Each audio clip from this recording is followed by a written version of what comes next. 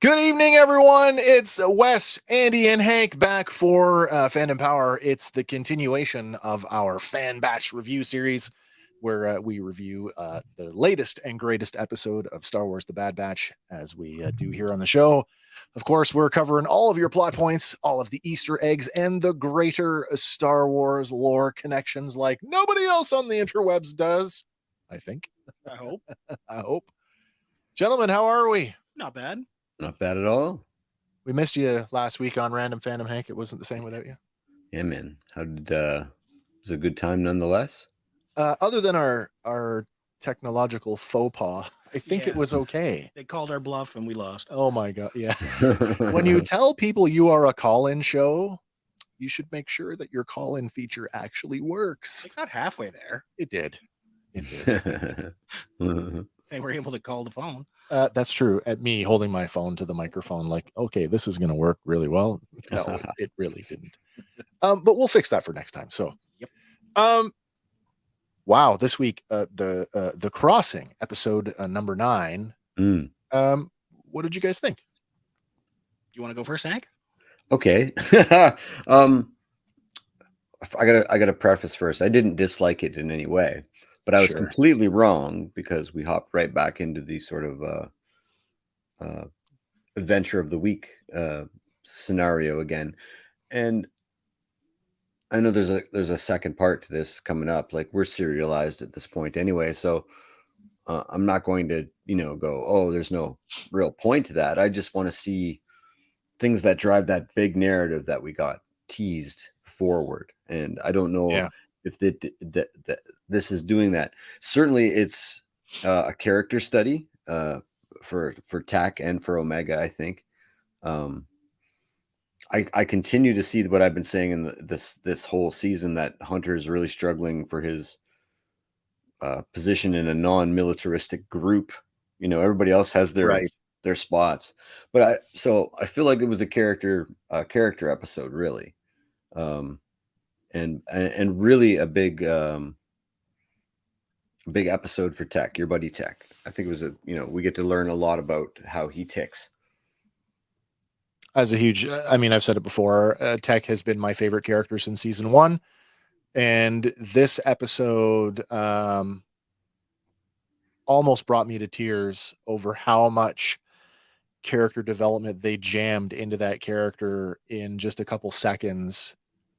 For anybody who's ever felt like they were different, that they couldn't relate, that they just felt like they operated on such a different level and couldn't understand why they were different than everybody else. Yeah. I felt for him so much in that moment. It almost brought me to tears. I love this character. I'm glad that we've spent as much time as we have with him, and I can't wait to experience more with him. Especially now that we've broken the cold exterior, and now we know that there is a living, breathing, emotional person underneath, and to see how that goes. Middle. Yeah, to see how that goes with the rest of the batch. Yeah, it was a neat parallel. Like, I'm kind of biased here, but if you liken him to somebody on the spectrum, super smart. That's exactly what I thought. Fully autistic. It's exactly what I thought. Yes, right. Fully autistic. He's still processing.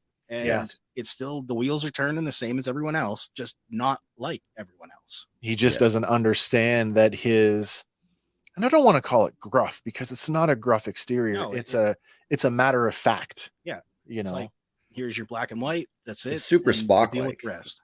Oh, it's very Spock-like. Yeah. He's very detached from his emotions. Yeah.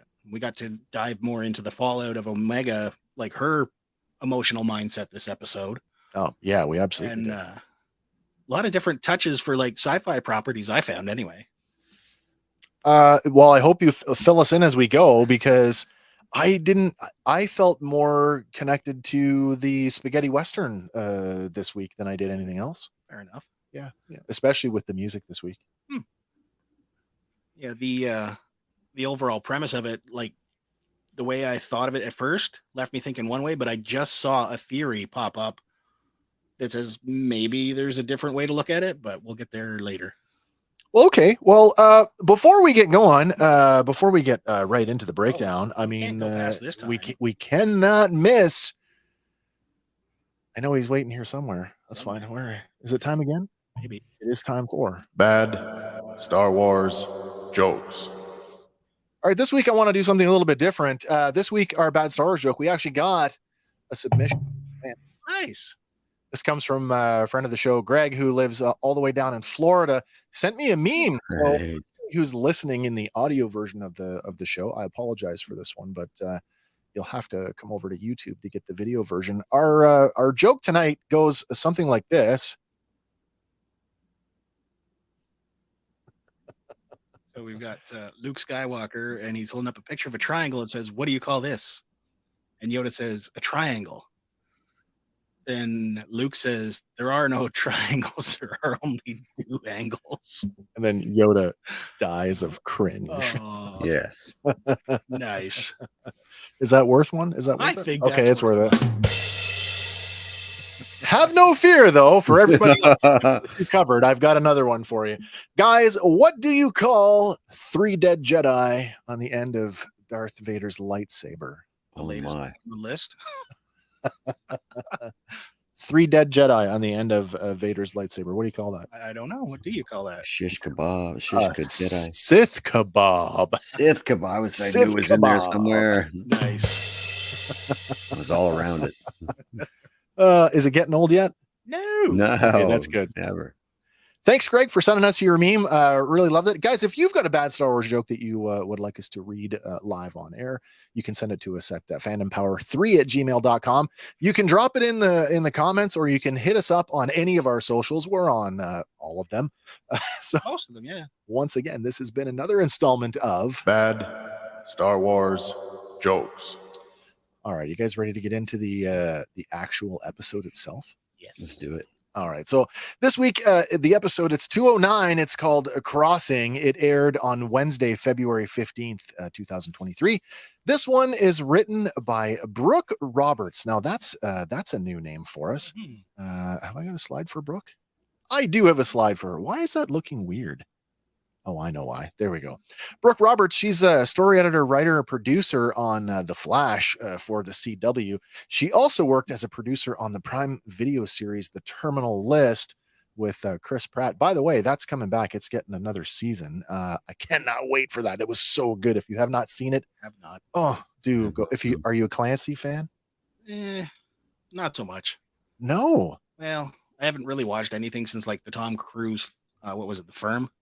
Oh, well, it's not like Like that. ages ago. But it definitely is Clancy-esque in the way that Jack Reachers and whatnot. yeah, ex-Navy SEAL, and now and I'm not going to spoil it. It's very good. Fair enough.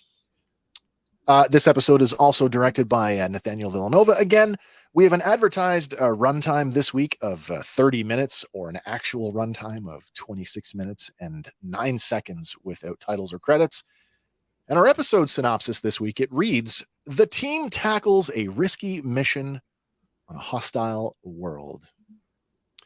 All right, so the episode opens with the Havoc Marauder coming in for a landing on an unnamed rocky planet. The terrain is a dense mix of mesas and canyons, and it does not look very conducive to starships at all. What's really cool here is that Kevin Kinner's score, which sounds like it's right out of a spaghetti western. Setting the ship down on a ledge of a canyon wall. Oh, did I not? Oh, yeah, thanks. There we go. That's a little bit better. Setting the ship down on the ledge of the canyon wall, the Bad Batch disembark, loaded with what looks like climbing gear, and they head off in search of something. With Tech using his data pad to navigate, the crew moves toward a large, giant vault-like door that's built into the canyon wall nearby. A large platform with a set of stairs leads up to it just below the opening. And as the batch approaches, Tech tells them that according to the coordinates provided by Sid, they have arrived at the mine that she has recently purchased. Apparently, she's got her fingers in many pots now, racing and now mining. Okay. Shock me. Speaking matter-of-factly, Omega asks, and we're supposed to do what? Tech replies by telling her that they are to excavate the mine for a mineral called ipsium, adding that it is a highly valuable in its refined form. Yet in its raw state, it is extremely combustible, likening it to a primed thermal detonator. While dusting off the control box at the top of the staircase, Tech inserts a key card and he throws the lever to open the door. Giant locking pins unhinge around the perimeter of the circular door, and it slowly swings open, revealing a dark passage inside. But the low rumbling of thunder off in the distance gets the attention of Hunter, and he turns to see what looks like a massive sandstorm off in the distance. Kneeling, he sifts through some dirt and rocks through his fingers. Tech asks if there's a problem, and Hunter says that the storm is moving away from them and they should be fine. He then lays out the plan. He and Tech will mine the Ipsium while Wrecker and Omega will be on lookout. Then Wrecker questions, both of us? And Tech interjects that with Echo gone, they're now down a man and they'll need Wrecker to help with the mining. While taking it all in, Omega tells the boys to go and she will be the lookout. But Hunter shakes his head no as he tells her not alone, because Sid warned them about poachers in the area. Poachers, what are they poaching? Poaching the mine? Poaching the claim? Like claim jumping? Is that what we're talking about? Maybe, or maybe they're poaching the animals that show up later. I never did quite. I wanted to circle back to it, but by the time I got to the end of the episode, I still wasn't clear on what it was that Shows the poaching was in reference to. Probably D, all of the above. Maybe. Well, considering the lock they have to put on that mine. Well, yeah. Picking up the empty mineral container, Hunter points to Wrecker and he says, keep your eyes peeled and calm us if you see anyone. Then he and Tech head up the stairs into the mine while Omega and Wrecker turn back towards the Havoc Marauder. Now, I'm going to talk about Ipsium here for a second. This is a brand new mineral that we've never heard of before. But given Tech's description, it does sound like it might be related to coaxium, which is also highly volatile in its refined state or unrefined state, I should say. So who knows? Ipsium, coaxium, they all kind of, it's a lot of eums. Yeah. I'd love to see a periodic table from Star Wars. I even went so far as to compare the two of them to Rhydonium, but Rhydonium seemed to be a little bit different than the other two. Although the planet is unnamed, the terrain kind of gives me the similar vibes that we got from Arvala 7. That's the planet where Mandalorian bounty hunter Din Djarin rescued the child. It's also where he met Queel. Yeah. I'm not saying that this is Arvala 7, but I'm also not saying that it's not. It just gives me that, maybe. Could be. Unbeknownst to the clones, a cloaked and masked figure watches them from the opposite side of the canyon through macro binoculars. Panning from the entrance to the mine over to where the Havoc Marauder is resting, we can see from the shadowing that the ship is not visible from the mine entrance. Right. Something the masked observer can see as well as they lower their binoculars and then crawl back from the edge of the canyon. Some Hondo Inaka vibes from that masked observer. Well, I'm glad you said that because my first question is, who is our masked observer? The garments they give off very much a Hondo Onaka vibe. Now that could just be a mining helmet, but like, they almost have a stubby stature to them. So my first thought was an Ugnaught, but in the employ of Hondo Inaka, and that's perfect. That fits so perfectly. Like, I almost got the impression that this person was kind of slight. I wonder if that's a woman under there. Maybe. I think it's human. I think that the mask and the helmet is part of an overall disguise. Well, the mask to me says respirator. Totally does. It definitely, for this particular planet. Absolutely, it is. Like if you're going to be stuck out in one of those sandstorms, that's what you need. Checking in on the comments tonight, it's TJC. Good evening, all. I was fortunate enough to take place in a live stream this afternoon over on the Toy Connections channel with TJC as well. So thank you for joining this evening as we make our way through the crossing. But yeah, could it be part of the Onaka gang? We've circled around this how many times now? I need me some Hondo. So like, what are the chances that this, and this is just one of those wild ones that, you know, I like to swing pretty wide at these. What if that's Fee? I don't think it's Fee, it could be. because she would be privy to their location. She might be, in that sense of like that you owe me one. We've already seen Fee Genoa assert her sort of stature, like she has something on Sid. Yeah. And maybe this is just one of those, you know, now I've worked with them, I've seen what they can do. That ship could be an improvement. I don't know. Because technically Hunter already paid her back her one by saving That's her true. from No, falling that's to her that's death. true. That's true. And then, I mean, on the opposite end of the spectrum, is this just a claim jumper or one of the poachers? Right. Right. Or somebody that was just sort of, you know, stuck here like they now are. I could still see there being locals here. Are about to be, I guess. I mean, they kind of look like they're, you know, that chest plate and stuff. Like, looks like it's armor. Like, It could be. It could they're very dressed well for be. the environment. You know, there's like, Yeah. Well, like you said, little Andy, the scale respirator mail. is the big one, which I'm going to bring up later on because that's one thing that actually bothered me about this episode. All right. That being said, moving forward, inside the mine, Tech uses his datapad to scan for Ipsium.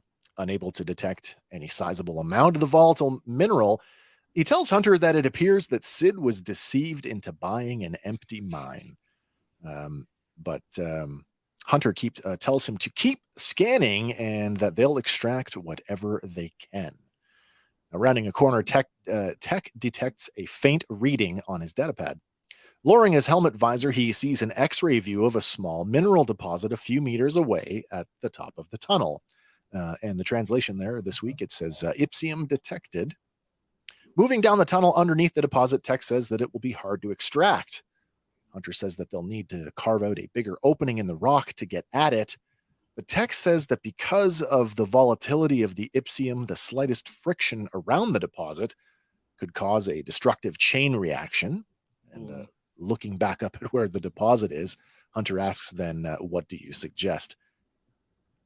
DJC says, maybe Sid hired someone to steal the ship and strand them there. That is the theory that popped up on YouTube. Well, that does not seem uncharacteristic for what we've seen or what we think we've been building to over the last few episodes. I mean, the second Tech said, I think she bought a dead mine. I thought it was a setup. It felt like a setup right from the beginning. Well, and so that goes right back to what I said. What if that's Fee and they're working together? Oh, God, I hate it when we're, you know, I like it when we're right, but I also hate it. I'm going to say no, because if you characterize Sid, she's, yes, had them under her thumb, but they've also saved her ass a couple Agreed. times now. Agreed. And similar to the Santa Claus 3, where Jack Frost was all evil, all it took was the kid to warm his heart. I think Omega has already done that with Sid. I don't think we're there yet. I think you're partially right. I don't think Sid's exterior is fully melted yet. I still think there's a fallout to that Wookiee thing, because I also do. Yeah, that's like a, I don't know. It's like a cultural crime to them or something. Yeah, that's a big deal. Almost like religious desecration to a. Yeah. Even though they were religiously desecrating the Wookiee planet. Well, no, this is it. But I mean, you know what I mean? Like, yeah, I do. They're like primordial enemies. Yes. Well, outside the mine, Omega sits on the ground, rolling a stone in the palm of her hand, while Wrecker stands guard. After rolling it over a couple of times, Omega angrily pitches the stone down into the canyon below. Wrecker asks her, "What's with you?" And Omega tells him that she was thinking about Echo and how weird it is that without him around. Wrecker agrees with her, saying, "Yeah, but you'll get used to it." Well, just then, Omega's comlink goes off, and it's Tech calling for help. Omega tells him that she's on her way, and then lets out a sigh before getting up to enter the mine. Follow-up from TJC says, Sid didn't want to send help for them, which means that maybe she wanted them out of the way, at least temporarily. That's another point for it. It definitely, I think all roads in this kind of point to something's off with her. Yeah. But we kind of know that going forward, right? Yeah, Like she might be doing it under duress because of whatever Fee has on her. True. Now, I want to come back to this the stone. stone thing. Now, I Hank, I didn't ask you this. Andy, I did ask you. You asked me this, and I didn't notice. I it the watched first it. time, I but watched this sequence several times over, and I went Yep. back, and I'm like, did anybody feel like when she was rolling that rock in her hand that there was She like was using the a force. fraction of a second where the rock kind of got a little Floated. floaty? I like, Did felt I see that? Like, did I that wasn't happen, sure or if is that that was a flaw in the animation that's because the other place that there- I went? the if there's any problem that all these shows have had, including Clone Wars, is that the hands are a bit clunky. Yeah, Super hard. As a former animating school guy and a drawer extensively, hands are some of the worst things in the world to have to Yep. animate. And the tweening that you do in CGI, which is basically you draw the hand once in its starting position and then you draw it in its ending position, and the computer does the rest for you because Yep. it's so monotonous. It's not quite there yet. So, somewhere in between that, and I thought she was literally maybe rolling it with the force a little bit.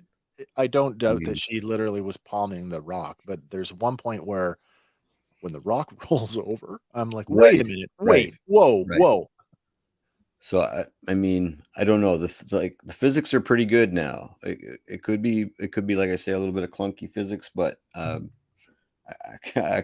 been saying since season 1, I think she's force sensitive. So We've sort of been on I'm that sort of still in that bandwagon game. for a while, and I mean, especially since now that we've been reintroduced to Gunji, I could not help but put these two images together: Omega meditating with the rock in her hand, Right. right up against Rey meditating amongst the rocks and Mhm. vibrating the rocks in the Last Jedi.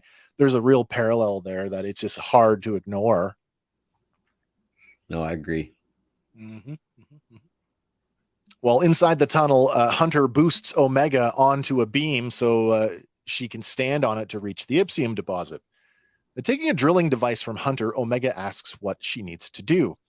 Tech then tells her that she has to drill into the fossilized quartz. Fossilized? Fossils of what? I don't know, but it makes cool colors. Mhm. She has to be very precise. Otherwise, the Ipsium will be compromised. But before Tech can finish, Omega cuts him off matter-of-factly with chain reaction, explosion, got it. No sass there at all. No. Now, is it just me, or did that drill thing look a little bit like Peter Quill's blaster from Guardians? Oh, I can see that. Mhm. I can see that for sure. I can. Just a thought. Using the drill, Omega begins to bore into the deposit. From below, Hunter calmly and slowly tells her, "Be very careful." Then, mimicking Hunter's tone, Omega says, "I know." Very teenager There's thing to no do. sass there whatsoever. I loved it, by the way. Then, removing the drill from the newly bored out hole, Omega flips the drill bit out of the way and switches to an extraction tool. Carefully inserting the syringe-like tip into the hole, the built-in container on the drill begins to fill with a yellow liquid. Removing the storage canister from the drill, she crouches down and hands it to Hunter, who in turn hands it off to Tech to be placed into the empty storage tank. Tech praises her work with "good." Then handing an empty canister back to Hunter, he adds, "Again." Like, do this now. Here's another reference for you. Yeah? The liquid or gel coming out. Yep. Could it be Mojo? As in Austin Powers getting his mojo stolen? Getting his mojo stolen. Oh. Mojo extraction complete. Mojo. There's mojo extractors in Star Wars. That's funny. That's funny. Outside the mine, Wrecker watches the storm as it rages off in the distance, blissfully unaware that the masked figure that had been seen observing them, or that had been observing them, is now speeding towards the Havoc Marauder on a small speeder bike. Jumping off the speeder, the masked figure runs their hand over the plating on the starboard engine. As the rest of the crew emerge from the mine, Wrecker turns to tell them that the storm is changing course. Checking his datapad, Tech asserts that the weather patterns are very irregular And with that, Hunter says they have what they came for, so let's get back to Ord Mantell. Wrecker picks up the storage tank and turns to head out. But suddenly Hunter is alerted to something and he leaps off the platform running towards the edge of the canyon. Omega says, that sounds like our ship. And the batch watch in disbelief as the Havoc Marauder rockets off, having been stolen by the masked observer. At this point, it's really worth mentioning, guys, you're not covered if you leave the keys in it and the door unlocked. I mean, we brought this up before, like with we Mando, absolutely just leaving have. the door open. Ramp down. Yeah, it'll be fine. It'll be fine. Nobody will go in there. Boba's armor piled right in front of the door. Exactly. And it's happened. Okay, someone got their ship stolen. I thought they were smarter than that. You can't leave your car unlocked anywhere anymore without getting broken into. You can't. I mean, it must go both ways. How many times have we seen the rebels or the good guys just steal a ship? It's sort of about time it's gone the other way. Yeah. Now here's the big question: are they going to get it back? I believe yes. You do, eh? Yes. Mando never got the Razor Crest back. No. Circumstances that was a little more unequivocally kaboomed put to bed. Sure. And where Mando's concerned, sorry. Love it to death and love collecting the sort of the toys around it, and nothing would surprise me less than a missing ship so they could introduce a new ship. Something not now. This tracks back with what you'd said before, Hank, about how it might be beneficial, actually. How much it took you out of it that they were able to just fly casually right up to the front door at Coruscant. Yeah. So something a little more civilian-y might work.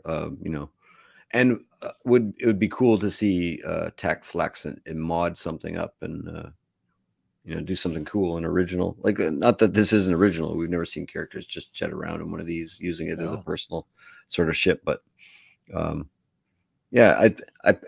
think it's probably a gateway to a new ship. Which is at the end of the day, it's really good marketing. So Hank, you're saying new ship. Andy, you're thinking they will get it back. Yeah, basically, because like in the Mandalorian, it's aimed at an older audience. You can accept that a ship got blown up.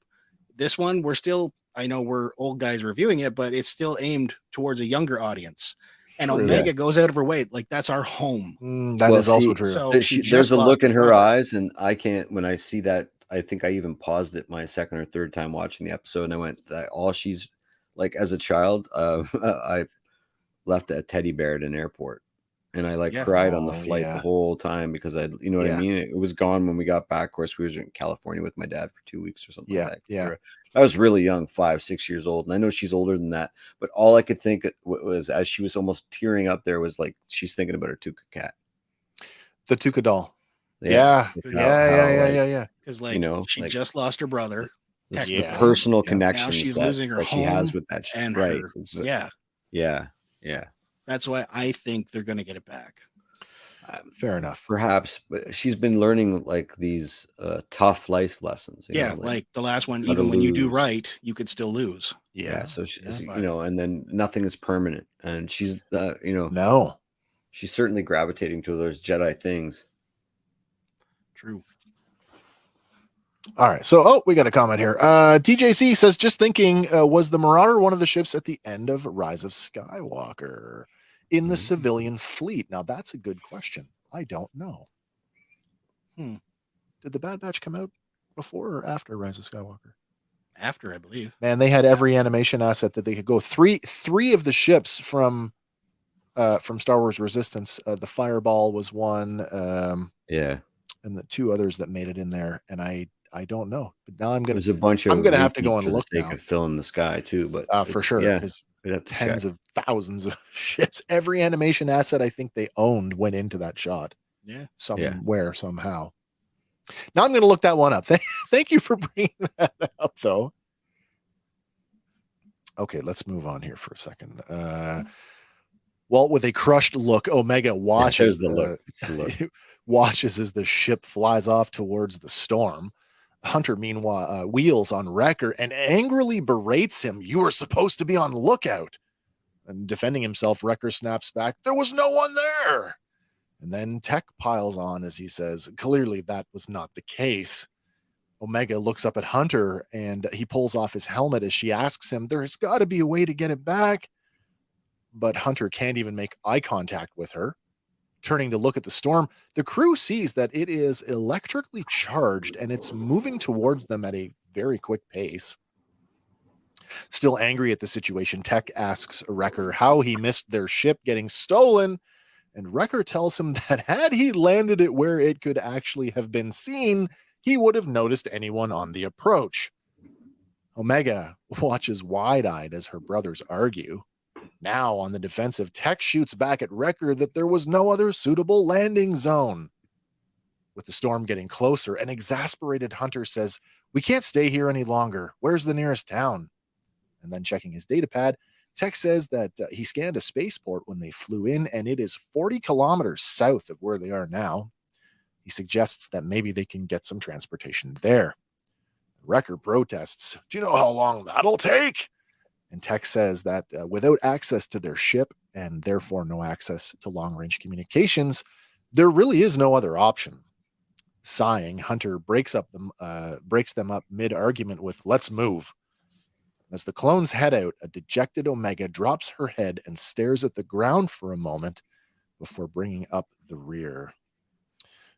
Obviously, they included the Ghost. Yes, they did. That was hard to miss. Also, that same class of ship, the VCX 100, appeared a couple of times in Andor in the used ship lot. All right. Later on, the crew walks down the bottom of a deep canyon. Its walls are sheer and rock formations crisscross several meters overhead at the top. Wrecker passes a canteen to Omega and she takes a drink and then hands it back. Then, as Wrecker takes a long pull from the canteen, Omega pulls out her comlink. At the same time, Wrecker asks, "How far is it to the spaceport?" And pulling out his datapad, Tech tells him that he won't like the answer. Well, then Omega activates her comlink as she calls, "Havoc 4, this is Havoc 5, do you copy? Echo, are you there?" Looking back over his shoulder, Hunter tells Omega that Echo is far too out of range to pick up their signal, while Tech adds, especially since he disabled his communication device. Confused, Omega asks, "What? Why?" And Tech tells her that he just assumed that Echo was on a sensitive mission. Have we heard the use of these call signs before, the Havoc call signs? Not that I can recall. I don't recall that, no. I don't recall that either, but I do like that it uses the similar convention to the Ghost crew with the Spectre call signs. I like that. Mhm. Yeah, it's really cool. Possibly that it was established after the Maybe it was inspired by. yeah. That's interesting to think. Suddenly, Hunter signals for everyone to stop. He looks down at the ground and sees that finer particles of dirt are now vibrating as a rumbling sound starts to grow louder. And the clones all turn around and Wrecker asks, "What's that?" Shocked at the growing thunder, Wrecker drops his canteen. Putting on his helmet, Hunter grabs Omega by the shoulder and he shoves her toward the canyon walls as he shouts, "Run!" A raging stampede of blue deer-like creatures numbering into the hundreds barrels toward them. In seconds, the herd overtakes the crew and they're surrounded on all sides by the animals. Jumanji. Yeah, really. Spotting a low stone column spanning the canyon, Hunter tosses a grappling hook over it and Omega scrambles up the line with Hunter right behind her. Not far behind them, Wrecker and Tech toss additional lines, but before Wrecker can climb he's struck by one of the deer and he drops the Ipsium tank. Omega watches as Wrecker is consumed in the dust, frantically calling out to him while both Hunter and Tech scan the herd looking for any signs of him. And then slowly, Wrecker pulls himself up and out of the stampede. Shouting over the din of the raging herd, Tech tells Wrecker he has to protect the Ipsium, but Wrecker protests, "What about protecting me?" But in true Tech form, he points out that if the Ipsium were to explode, they'd all be dead. Dangling on his grapple line, Wrecker looks down at the tank. Then, psyching himself up with a few deep breaths, he drops from his line, letting out a loud "Yeah!" Landing just a couple of feet from the Ipsium. Wrecker dives on top of it, and he uses his body like a shield while the rampaging deer thunder all around him. Omega watches in horror as the deer buck and jump over top of her brother. And as fast as the deer came, suddenly it's over, and the last of the herd scampers down the canyon. And that's the other resemblance here is Lion King. You do get a bit of a Lion King vibe. I went back and I rewatched the sequence, and I feel like other than the stampede itself, it plays out very differently. I mean, canyon stampede, yes, but in the Lion King, Mufasa is very quick to toss Simba out of it, and then gets swept away himself, murder stomped. True. That record made it. Yeah. So yeah, but I totally get the visual is definitely evocative of that. Yeah. That, or like I said, the Welcome to the Jungle Jumanji too. Sure. Oh yeah. The Rhino Stampede. Yeah. We've had other references to like mundane animals in Star Wars before. I know these are blue. These deer-like creatures, I think they look pretty cool with 2 antlers on either side of their head and what looks like a third blunt horn above their nose. If you took away the antlers and you lengthened these guys' tails, they kind of have a similar look to the fathiers from the Canto Bight sequence of The Last Jedi. Maybe distant relatives or something. Possibly. There are other lore references to deer-like creatures in Star Wars, like the Dugar, which were specifically created for the Galaxy's Edge theme park. And although there are no animals in the park, they've actually there are places within the park in Galaxy's Edge where you can hear the sound these animals are supposed to make, and it just helps to add to the immersion, the immersive experience of Galaxy's Edge. And they did show up in the Black Spire novel, which is a new canon novel specifically for Galaxy's Edge. Nice. Yeah. So who knows? I mean, we had sheep in Andor, so now we got deer in the Bad Batch. While sliding down their lines, the clones join Wrecker, who, after tapping the Ipsium tank affectionately, picks himself up with his hand on his lower back. He complains how sore it is. Tech grabs the Ipsium tank and stands it up as he drops another, his latest techism, by telling Wrecker not to drop it next time. So Wrecker says, "Why don't you carry it?" And without missing a beat, Tech answers plainly, "Fine," and slings it over his shoulder. Now, despite the stampede being over, the dust in the canyon has not really settled. In fact, it seems like it's getting worse. Looking back down the canyon, the clones see the advancing storm, and it is very close, almost on top of them. Pink bolts of lightning shoot out as the wind picks up, and Tech blurts out, "Well, that would explain the stampede." The crew runs as a wall of thick dust fills the canyon. Large rocks carried on the wind whiz past, one of them striking Wrecker in the shoulder, and then a huge bolt of lightning strikes the ground just a few meters behind them. But there's just no way that they can outrun the storm, and suddenly the clones are enveloped. Hunter shouts that they need to find some shelter. Dropping his visor, Tech is able to spot another mining tunnel entrance up on the canyon wall, and he shouts it's just 30 meters ahead. Hunter leads the crew toward the entrance, then suddenly Tech trips and he falls face first, dropping the Ipsium tank. But Wrecker is right there to pick him up. Tech shouts, "The case!" But Wrecker's only concern at this point is keeping his brother alive, and he shouts, "Forget it!" as he drags him off towards the entrance to the mine. Unlike the previous mine entrance, this one has no door, and everyone is able to scramble inside relatively unscathed. Looking back, Omega shouts, "Where's the Ipsium?" And then they all look back at the open doorway just in time to see the wind lift the case off the ground, hurl it towards the canyon wall where it explodes over the mine entrance, sealing them inside. Turns out they've been poaching safe doors. Anybody else feel sorry for Omega here? A little She's bit. the only one without a helmet. True. No air filtration. She's like taking that all in. Yeah. I honestly felt bad. Where's for your her in this. PPE? Yeah, really. So the sand wall. Not the first time we've seen one of those attack people. It- If you go back to like the Mummy, oh yeah, at least yeah.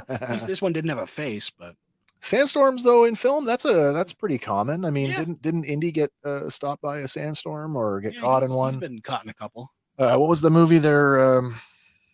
Space. I thought it was based on a true story. Hidalgo, the horse movie with Oh, Viggo yeah. Mortensen. Yeah, the big sandstorm in that as well. The, But opening of Close sandstorms. Encounters. What's that, Hank? The opening of Close Encounters. Oh yeah. Sandstorms with giant multicolored Lightning. lightning bolts, though. That's a new one. Mm. Or is it? Oh, know. the cutscene from Return of the Jedi. Oh my gosh, yeah. From when they get when they go back to where the Falcon and Falcon Luke's is. X-wing Yeah, are parked. yeah. Yeah. Now I owe you one. All right. There's some Orabesh here on Tech's visor in this case. It actually translates. This one actually took me a little bit because just like in the racing episode, there were some symbols that we don't very often see in this one. Turns out it says perimeter scan, artificial structure detected, scan mode, local radius 250 meters, and then scan parameters, and then it's an L with a backslash. And that's the one that got me. I'm like, backslash. Oh, but I did find it. It was on one of the Orbesh charts. It's with all the numbers and all the other punctuation. IR -3 backslash constant. So I just assumed that that's the L is light and the IR is infrared. Yeah. I've always likened Tech's visor to like Like a heads-up display. the almost. scanning mode in the Arkham games, like Mm. like Batman's cowl. Yeah. It kind of gives a similar Or like Google Jarvis glasses. and Iron Man, right? Google glasses or who? Jarvis and Iron Man. Oh yeah, very similar. Yeah. Very similar stuff. That's probably more friendly considering the whole Marvel Disney. Yeah. Can we talk about Star Wars and DC in the same? Maybe. Yeah, we can. As long as no one's paying attention, right? That's right. All right. Well, when the cave-in settles, Hunter ignites a handheld mining lantern, and the crew move to inspect the damage. Well, the entrance is completely blocked by tons of material, which is the catalyst for the latest techism, as he points out the obvious. So now we are trapped and we have lost all of our Ipsium. Man. Wrecker, picking up where they left off when the Havoc Marauder was stolen, blurts out, I suppose that was my fault too. And Tech is happy to oblige him when he answers, well, technically, yes. If you would not let our ship get stolen, we would be aborted right now with the mineral. So go ahead. It's a good point to point this out. This is the first time we've seen them bicker. Yeah. In 16 plus episodes. I don't know what that is. 27 episodes, something like that. A season and a half. Yeah. They've been pretty tight knit squad. The odd jab here and there, but there's a lot of bickering going on, suggesting that either Crosshair or Echo was like the glue. Like, yeah, they seem to be falling apart a little, especially Wrecker and Tech in terms of the getting on one another's nerves, right? Passing the buck, placing blame, things that well-oiled soldiers don't readily do. You know what I mean? Like, I think it speaks more to the, and that's where I want to make a distinction, because there's the soldier comment, but then Omega later on, but we're more than that. We're a family, and that's brothers and do families that. Bicker. Right. Oh my gosh, yeah. Right. Yeah.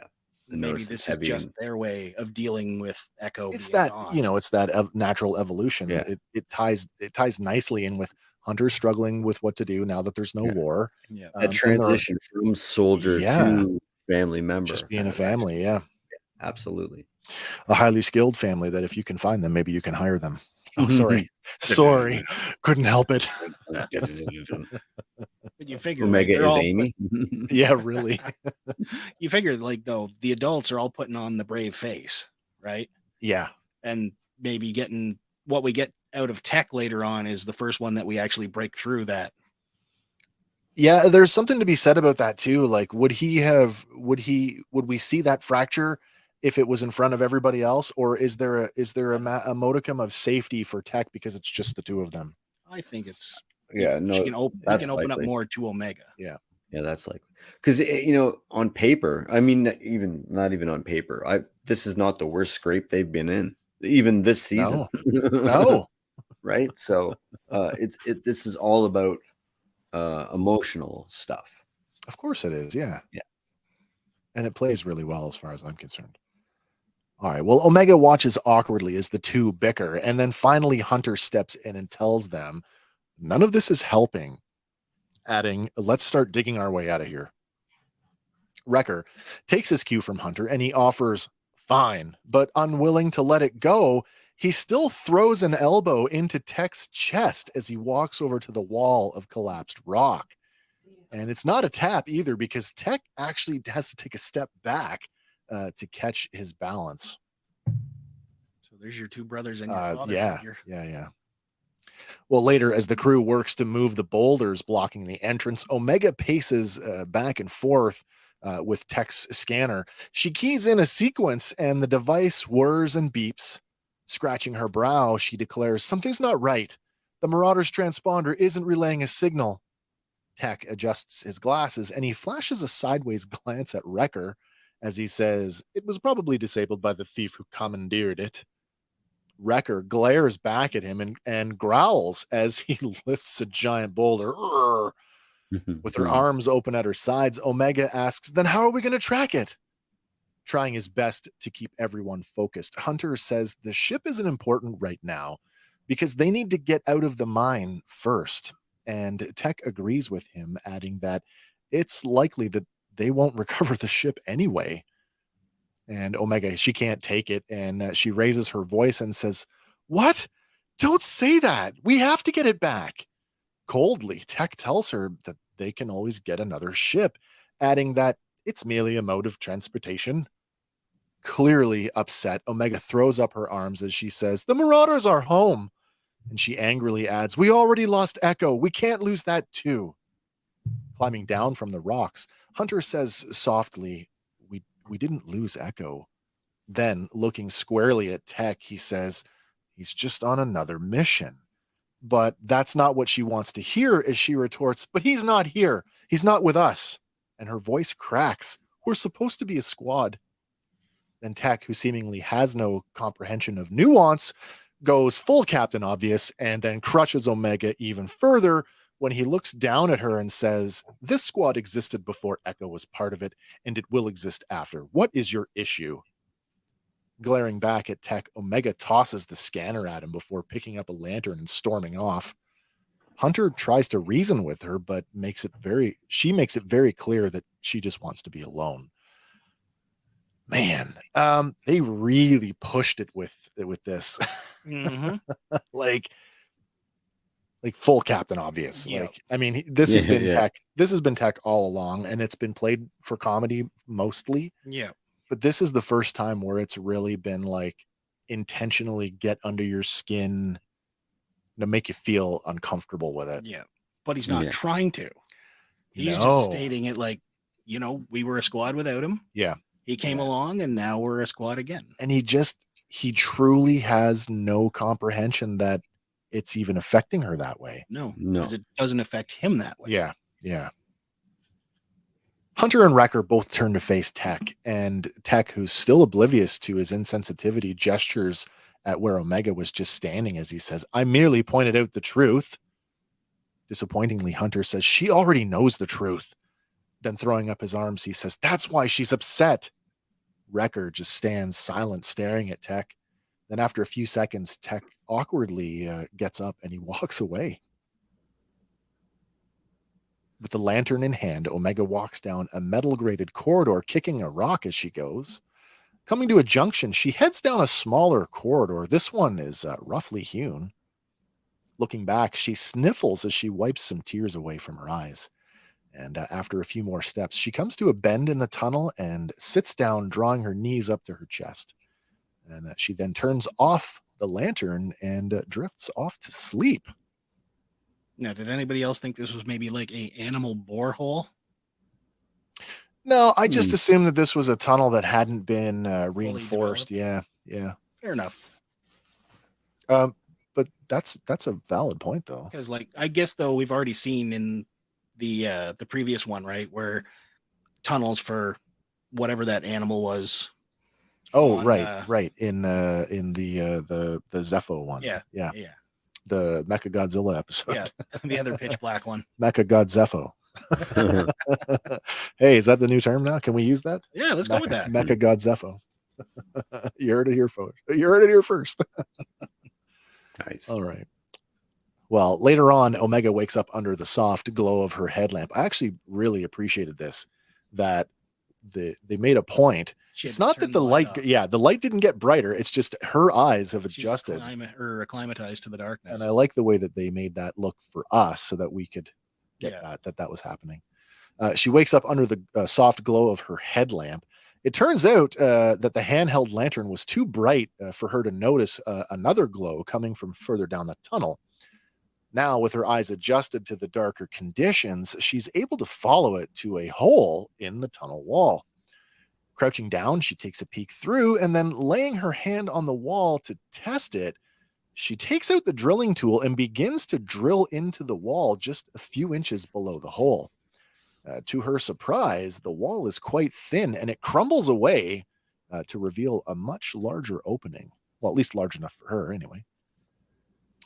Poking her head through, Omega is surprised to find there is a vertical shaft laden with rich Ipsium deposits as far as she can see in either direction. Back at the mine entrance, the clone brothers continue to work at moving the stone away from the mouth of the tunnel. Wrecker, who is literally rolling boulders the size of small cars, tosses one off the pile, and he sits down with a groan.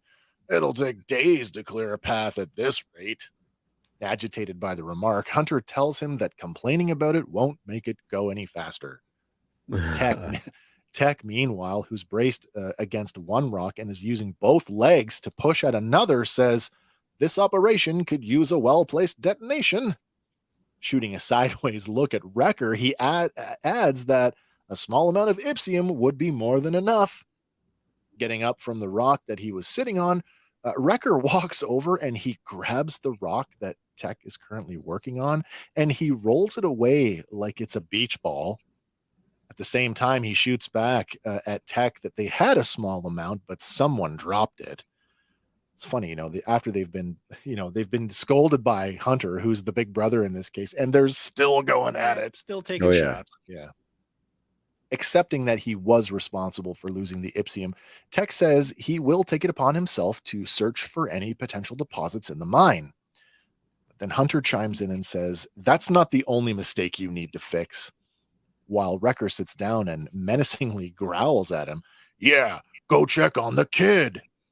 Confused, Tech says, "But she said she wanted to be alone." Hunter, trying to make it as clear as possible, says, "Look, she's clearly having a hard time adjusting to Echo leaving. Talk to her." Tech lets out a "very well," then puts on his helmet and a backpack, and he heads off to find Omega. Well, back at the vertical mine shaft, Omega now stands on a ledge overlooking it. Setting her lamp down, she runs her hand across an Ipsium deposit as she takes a better look around. At the same time, Tech is using his scanner and a flashlight to trace Omega's path. Finding her in the mine shaft, Tech is surprised to see both the Ipsium and Omega drilling into it. Poking his head through the opening in the tunnel wall, Tech takes off his helmet and calls out to her. But Omega, who still isn't interested in talking to him, stays focused on the drill in her hand as she says, "I'm busy." Tech acknowledges her focus, but not without asking if she's aware that there is enough Ipsium in the shaft to potentially take down the entire mine. Without looking at Tech, Omega extracts some of the Ipsium and says, "Then you better not distract me." Holding up the Ipsium, Omega tells Tech that she thought they could use it to blow through the cave-in. Then checking his datapad, Tech tells her that was the same conclusion he came to. With the Ipsium canister in hand, Omega says, "A little help?" And taking the canister, Tech says that this vein of Ipsium appears to be more pure than what they found in Sid's mine, and he suggests that Omega should extract as much as she can. Looking up at Tech, she asks, "You trust me to do that?" Now, the answer he gives, I think is really well written. I think it's like the closest that you will see Tech come to having to eat crow with, yet still comes across as a techism. Techism for people who are just joining us. That's when Tech says something obvious, we just call it a techism because it's kind of just, yep, that's him. He says, "I am fully aware you are capable of the task," with just enough subtlety to suggest that he's actually trying to be sensitive with how he speaks to her. Omega considers his words for a second before nodding, and then looking up at her brother, she enthusiastically tells him to grab the empty vials from her bag. Tech gives a quick nod and he sets out to retrieve them. So technically now, Yeah. they're the poachers. Oh, yeah, because they've just claimed jumped somebody else's Yeah, mine. they're stealing from somebody else's mine. Later, Omega fills another canister. Handing it off to Tech, she asks how many are left. Handing her an empty one, he tells her this is the last one. As Tech stows the Ipsium in her bag, we can see that there is at least 4 full canisters in the bag.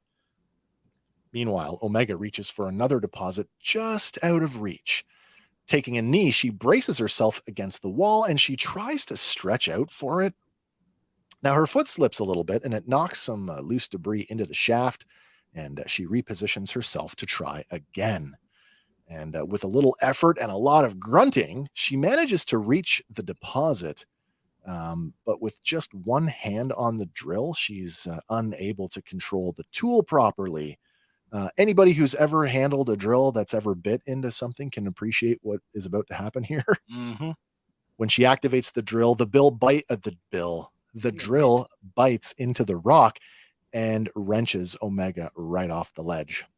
Dropping the drill, she manages to get both hands onto the rock that she had just been drilling into, and she hangs there precariously. Struggling to pull herself up, she calls out to Tech. He sees her hanging there, and he tells her to hang on as he folds himself through the small opening in the tunnel wall. With her grip failing, Omega slips further down, but then Tech is right there reaching for her, and Omega tries to grab his hand, but it's just out of reach, and she falls, screaming into the darkness below. Tech calls out, "Omega!" as she falls, and without hesitation, he looks down into the darkness and plunges into the shaft after her. I thought that was very heroic. No idea what you're going into. You don't have your visor on to even have the Batman look down the shaft. Just, okay, I'm going. Yep. So very good for him. After a short fall, both Omega and Tech land in a swift flowing underground river. Now, the water is moving so fast that Omega can't swim against it. But behind her and moving with the flow, Tech is able to get to her. And grabbing a hold of Omega, he flips onto his back and pulls her up onto his chest. Meanwhile, back at the mine entrance, Hunter and Wrecker continue to move rocks away from the opening, and they've made good progress because the metal hatch ring on the inside of the mine is now visible. Stopping to take a rest, Wrecker downs what's left from his canteen, while Hunter looks down the tunnel with some visible concern, which isn't lost on Wrecker, who asks, "What is it, Hunter?" Staring back at his brother, Hunter doesn't answer. Instead, he pulls the comlink from his belt and he tries to radio Tech. When there's no response, he tries to raise Omega, and still no response. Getting up, Hunter says something's wrong. Then both he and Wrecker take off running down the tunnel. Down in the water, it seems like the tunnel is getting narrower, and both Tech and Omega struggle to keep their heads above water. But then both of them are pulled under, and the flow blasts them through an underwater tunnel. And just when it seems like all is lost, suddenly the tunnel opens to a cavern with a waterfall feeding an underground lake. The lake itself is lit from below by a massive Ipsium deposit. Coughing and sputtering, both Omega and Tech breach the surface of the lake and drag themselves to a nearby shore where they collapse on their backs to catch their breath. And then Tech's comlink chimes in, and it's Hunter asking if they're all right. Sitting up on his elbow, Tech looks around the cavern as he says, "We took an unforeseen detour, but we're still alive." Hunter asks where they are, and Tech says that's a good question and tells him to stand by. Omega peers around and spotting something, she gets up and she walks towards it. Tech sees that and follows. And it's a thin slice of yellow light coming through the cavern wall. Peering through it with one eye, Omega tells Tech to look at it. So, checking the opening with his scanner, Tech is surprised to learn there is a passageway behind the wall. And he tells Omega they can use the ipsium she collected to blast through it. Omega's eyes light up and a slight smile creeps up on her face as Tech radios Hunter to tell him they've found a way out, but they'll need him and Wrecker to get their gear. With flashlights in hand, Wrecker leads Hunter down the rough-hewn tunnel to where Tech and Omega had been previously working. Hunter radios that they have the gear, and Tech tells him that they now have to climb down the vertical shaft and basically ride the raging river until it spits them out the same way that it did him and Omega. Although he does add a cautionary for them to not to compromise the mineral, otherwise they will perish. Staring down the shaft, Wrecker blurts out, "You gotta be kidding me." Hunter tells them hang tight and that they're on their way, while Wrecker groans and says, "I hate this planet." That's the one thing, though. I can see Hunter and Omega fitting through fine, and Sure. Tech as well, but how'd they get Wrecker through that hole? They did it. They flew by map. I don't know. Plot grease. Plot grease. So true. Well, back in the lakeside cavern, Tech sits down on the shore next to Omega and reassures her they'll be out of there in short order once the others arrive with the ipsium. But Omega is still upset at the bigger picture as she reminds him that even when they do get out, they still don't have the Havoc Marauder or a way off the planet, nor can they contact Echo for help. But optimistically, Tech says they don't need help because they will figure out a solution, as they always do. Closing her eyes, Omega shakes her head before looking back at Tech and telling him everything is changing and you don't even care. In a moment of complete honesty and self-reflection, Tech says that he's not sure how he should care about change because it is a fundamental part of life. And in a flash of anger, Omega shouts, "Echo left. Why doesn't that bother you?" Struggling to relate, Tech continues, "I am aware that you miss him, but we have to adapt and move on," adding, "That is what soldiers do." Staring at the water, Omega says, "We're more than that. We're a family." Then glancing up at Tech, she meekly asks, "Aren't we?" Caught off guard, Tech stumbles on his words. "Well, and then finally lands on, yes. Yes, of course we are." Then in her own honesty, Omega asks, "Then why don't you act like it?"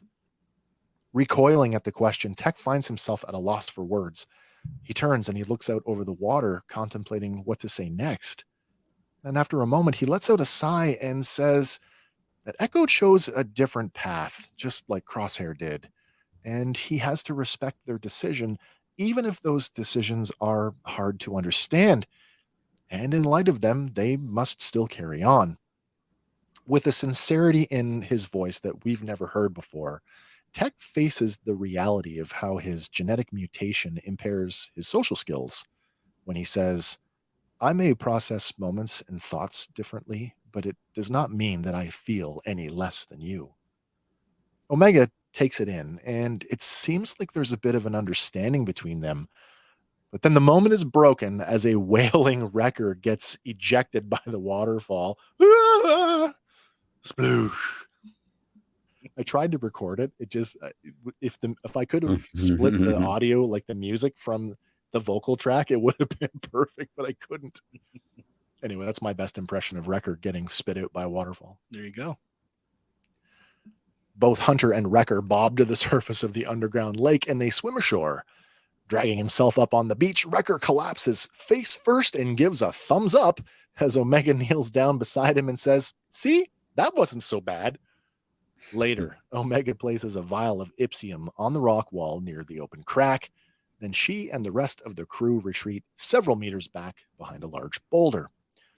Taking out his pistol, Tech takes aim, and in protest, Wrecker asks, "How come he gets to blow it up?" But it's Tech who answers with, "If the shot is not precise, it will cause another cave-in." This is an interesting point here. That suggests that after Crosshair, Tech is the second best marksman in the crew. Yeah, really. It really does. True. With both hands on the pistol grip, Tech fires a single round at the Ipsium, and the resulting explosion blows a hole to the outside large enough for several people to walk through line abreast. Tech and Omega exchange glances before looking at the light spilling in through the new opening. While emerging from the cavern into the daylight, there's no evidence that the storm that had raged through earlier. Standing on the edge of the mesa, Tech puts on his helmet and he pulls down his visor. Zooming in on the settlement off in the distance, he indicates with his hand, "That is the spaceport," adding that it doesn't look like there's any activity there. Holding his stomach, Wrecker blurts out, "Well, there better be some chow there, because I'm sick of rations." And turning to Omega, Hunter says, "Let's check it out." And Omega nods and takes the lead as they all head out. Good for her taking the lead on that. Later that night, the crew finally arrive at the settlement, only to find that it has, in fact, been abandoned. And according to Hunter, for quite some time now. Sitting down on a nearby crate, Wrecker says, "We came all this way for nothing." But Tech interjects, not for nothing, as he looks up at a tall radio tower and says, "I can send a long-range transmission with that array." Later on, with the communication link established, we join the crew mid-conversation with Sid. Sid is less than sympathetic as she tells them, "No can do, fellas. I'm tied up at the moment. You'll have to figure it out yourselves." Stabbing a finger at Sid's hollow image, Hunter pointedly tells her, "You sent us on this mission." But she doesn't care as she condescendingly remarks, "Well, I didn't tell you to get your ship stolen, did I?" Omega pleads with her, "Sid, we need your help." And it's Tech's turn as he precisely recounts how they helped her get the parlor back from Roland Durand and clear her sizable debt with Malegi. Well, angrily, Sid cuts him off. "I didn't ask for a recap, Goggles." But after a second, she groans, "All right, give me a few days and I'll see what I can do." Hunter tries to tell her that they don't have enough rations to last a few days, but Sid cuts off the transmission before he can finish. Leaning in towards Hunter, Wrecker asks, "What do we do now?" But it's Omega that answers, "We'll figure it out, like we always do." And she nods at Tech, who gives her the slightest of smiles. But it is a smile nonetheless, which is kind of cool coming from Tech. Yeah. It's real cool. Omega nods in acknowledgement. And then Hunter walks off as he notices more storm clouds off in the distance. And then the rest of the crew join him as they all watch. And with one final long shot of the entire settlement, with the storm raging off in the distance, we hear the rumbling of thunder, and then we fade to black. Actually composited that last image. That's actually two separate images. I wanted both lightning flashes in there. So a little compositing there. It worked out pretty good. Nice. That's our episode. That is The Crossing. We didn't really talk about the implications of the title this week. Crossing. Is it the crossing of the mind, crossing of the land? Is it the crossing of we've crossed a point in our relationships? Is it all of that? I mean, it could be all of that. Yeah, they're usually more obvious too. Like there's this one, it doesn't work as some other ones, I guess. Like crossing, I mean, the crossing would be suggest, like I said, they've been through way worse than this. And so this doesn't seem like that big a deal. I mean, I got to reserve full judgment to see what's going to happen in the second half of this. I think this is the first pure cliffhanger we've had. Yeah, I'm not really sure. Like, what is the, is this going to be? Are we going to have more time on this planet? Is she says it's going to be a couple days. Hmm. Are we just going to Yeah. pick them Are we up going to and time jump or we're back to Lord Mantel and what do we do now? They've got 3 days to figure a way off themselves. They have time. I Yeah. mean, it'll be interesting. Yeah. TJC says crossing a line with Omega with everything changing. Maybe everything is changing. Yeah. it's possible? Awesome. I mean, what 7 episodes left? We've crossed the midway, the Yeah. midpoint of the There season. I mean, it could be works on that we level could be too, right? crossing over there. Yeah. But certainly those dangling participles again. Yes. You know, this suggests that there's a adventure of the week part 2 coming, and that puts us 6 episodes away from the finale. So, and which we Right. know to be a 2-parter. Yep. I really hope that there's some greater implications. Certainly, the character building in this is fantastic, but I really want to get to that cloning stuff that was dangled in our heads in the At season the end of finale. season 1. Yeah. Season 1. Yeah. I am definitely down for that. I want to know what's going on with Echo. I mean, Echo has been an integral part of the show. There was some talk from some other outlets about how essentially in season 1, Tech and Echo were relegated to sort of, third tier characters that were just kind of along for the ride. And both of them have had way more emotional, character growth this season. But now they've taken Echo right out of it. And even Hunter said, oh, we'll see him again. Yeah. Now, is that Hunter's way of saying, yep, in the finale? Like, is that what that is? The see you in the finale? Or are we I going to mean, see what maybe. he's doing with potentially with Rex? Mhm. I certainly would We be down spent for a lot that. of time with Echo, over the years. Yeah. Between In two the, shows. and we know him way better than we know the rest of this cast, essentially. Yeah. And I said that in the Clone Wars sort of season 7, I was like, oh, well, that's a strange choice to go with these guys. It makes sense in terms of superhero team, but it Yeah. didn't make sense for his character to leave Rex, especially after that trauma. No, it really didn't. It Yeah. really didn't. And like I said, back in season 1, when Rex showed up and they were talking about getting involved, and I'm like, if anybody's got a reason to go, it's Echo. It's Echo, And and even now he here it kinda says it a sounded, few times early in the season. Is like shouldn't we be need to doing be doing more? more. Yeah. I'd like to see what that more might look like. But Yeah. I think we're gonna get it. Like, we spent that one full Could episode be its own show. dealing with What did Rex Crosshair. do after Order 66? I was can't like, help but think that Right. now he is now knowing what we know, that he is now tied directly to probably 2 characters that we collectively like the least in the Martez sisters. Mhm. Yeah. Yeah. That was arguably the weakest arc in season 7 of the Clone Wars, was that arc. And I thought, what do these two, what purpose do they serve? Okay, they're going to do I the right thing on their own way, but They also have that garage For on me, Coruscant. they could have been anybody. And I think that's the idea, is that what they're supposed to teach us was this is what the average citizen of the galaxy feels about the Jedi now. Yeah. And that was what was informing sort of Ahsoka's decisions.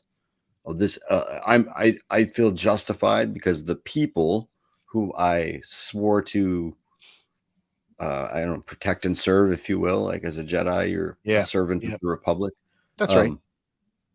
And it justified her actions in leaving, but it could have been any 2 sisters or any 2 characters. I think those were assets that were originated in the canceled seasons, and they just reused assets. Yeah. Tying them now to Rex, though, in this series, I can't help but think that they're now, for better or for worse, have a much larger role to play, and I feel like we will see them again. More than likely. I mean, the coolest thing about them was the fact that they had their parents killed by inadvertently by Anakin chasing gangsters throughout Coruscant. I Yeah. thought that was a really cool way to bring a personal, you couldn't be connected to Ahsoka more than if your master killed her parents inadvertently. Yeah. Like, Yep. yeah.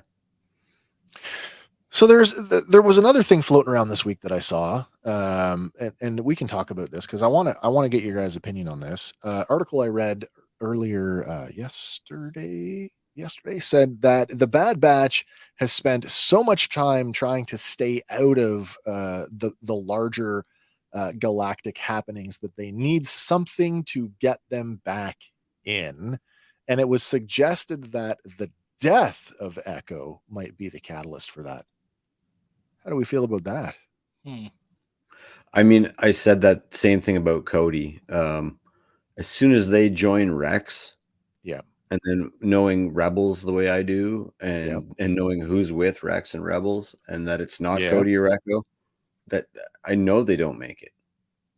I've come to terms with that. I don't like it. There are so few clones that exist by that time. I don't agree with it. I don't like it, but I'm shaking your hand on the deal because I know that we know that not a lot of people are going to make it. We know, again, Gregor, Wolf, and Rex by the time we get to Rebels, and we know that by the time we get to Return of the Jedi, Rex, right? We don't know the fate of anybody else. No, that's right. But really, I think that more importantly, like I said before, redemption is this huge part of Star Wars. And would it not be more poignant to make that the Crosshair, that redemption arc we talk for Crosshair? If Crosshair dies doing the right thing in service of the galaxy, that would motivate them to get involved. Yeah. More so than Echo, I think. It just occurred to me, if they wanted Crosshair to go full on bad guy, have him kill Echo. And that may, in fact, a thing that like he could never cross back from, like that these guys would never forgive him for, no matter what. Yeah. And that would draw them into the conflict. Absolutely, it would. So I mean, there's lots of meat there on this idea. How it plays out remains to be seen. If they choose to do any of that, yeah. Like there could be an unknown third option yet. Still got to see that crazy arm. Well, there's more Echo to come because what the hell is this? They gave him they gave him a barbecue rotisserie. We don't even know what it's for. That better save the galaxy, I tell you what. The barbecue rotisserie. Characters come with no accessories, and suddenly to have one that doesn't even exist, it better be a plot point. Listen, the Jyn Erso action figure came with a rank, and that wasn't true. Yeah, she was a sergeant on the box. I saw it. All right, she might have been in the original version. That's right. Yeah, it was rewritten. Yeah. That was our coverage of episode 209 of Star Wars: The Bad Batch: The Crossing. I hope you guys enjoyed following along as much as we loved bringing it to you. There is lots more Bad Batch to come, and don't forget, The Mandalorian is creeping up even closer. Cool little TV spot there. Did you see the TV spot? Yes. Grogu spinning on the chair. The arm move. The arm. Whee! Whee! Using the Force to eat the candies. Yes. And we'll be there to cover it all. Don't forget, our new series every Tuesday night. Last week it was Valentine's Day, so we actually postponed. We actually went on Wednesday night, and the number of times I said Tuesday night random fandom, and it never even occurred to me that the folks in the comments were like, "What do you mean Tuesday? Normally it's Tuesday." Normally it's Tuesday. It will be Tuesdays. The show's name is Tuesday Night Random Fandom, so that's what's going to be going on. And again, we look forward to you guys joining us. That show, it's a call-in show. All the details are up on our Facebook as well as our YouTube channel. We've got custom WhatsApp links built in there for you, so you can get a hold of us. I will not be answering any calls outside of showtime, so please do not call outside of live stream times. That being said, we'll see you Tuesday night. Yeah. Anything anybody would like to close on before we sign off for the evening? We got a merch store, boys. We do have a merch store We got now. a merch store. They make what do we some call pretty cool stuff, man. Our custom URL it sucks. It doesn't work very well. But the description is in every the link is in every video description. Go check it You out. could Andy, drink we're what that over fast. we're pretty close to what 50 I think we're over 50. we're now. over 50 designs there right now. Very Lots good, of pop culture inspired designs over there that will probably look pretty familiar to you, as well as all the logos for all of our review series, including this one, as Hank is sporting tonight. Go check it out. If you guys like what you're doing, like what we're doing, check out our Patreon for details on how you can become part of the production team. What's up, Eric? Yeah, that's right. Our singular patron. Anyway, guys, this has been an honor and a privilege to sit here with you gentlemen and do this week after week, and I look forward to doing this for many more. So listen, guys, until Tuesday night or next week or whenever we see you next time for Fandom Power, my name is Wes. I'm Andy. And I'm Hank. And we will catch you on the next video. Bye for now, everybody. Same batch time. Same batch channel. We got it.